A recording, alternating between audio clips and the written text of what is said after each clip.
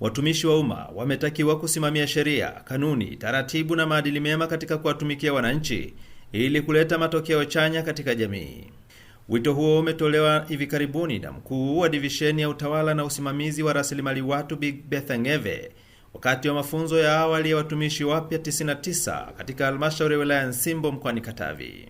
Mafunzo haya yatawasaidia nyie kwa kuwa yamelenga kuwaongoza kwenye sheria, kanuni na taratibu zinazotakiwa kuzingatiwa kwenye utekelezaji wenu wa majukumu. Twende tukatekeleze majukumu yetu ili kusudio la serikali ya Jamhuri ya Muungano wa Tanzania la kuajiri watumishi ambalo limefanyika likapate kutimilika, kwa sababu kama zitakuwa ajira zimetoka, mmeajiriwa na msiende kutekeleza majukumu yenu ipasavyo, bado kusudio la serikali litakuwa halijafanya nini? Halijatimia. Bi Betha Ng'eve amewakumbusha watumishi hao wapya kupeleka tabasamu kwa wananchi. Tuna jukumu la kupeleka tabasamu kwa wananchi.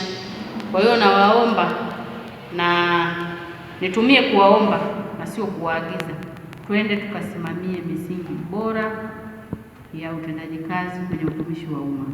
Bwana Paul Richard ni mmoja wa wawezeshaji katika mafunzo hayo, ambapo ameeleza matarajio yao kwa watumishi wapya.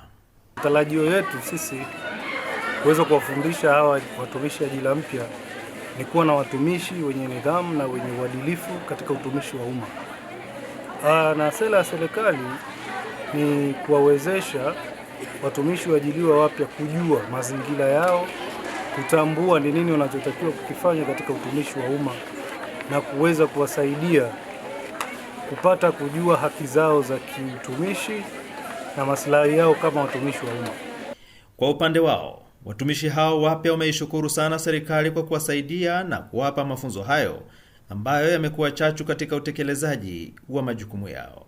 Kwa majina anaitwa Alex William Yala, ni ajira mpya katika kada ya afya, nipo kama muuguzi.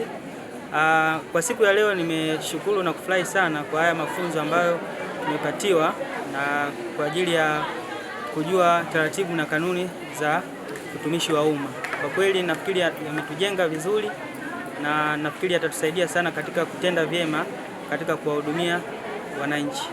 Kwa majina naitwa Rema Holiday Loti, ni mfanyakazi wa ajira mpya katika ngazi ya afya.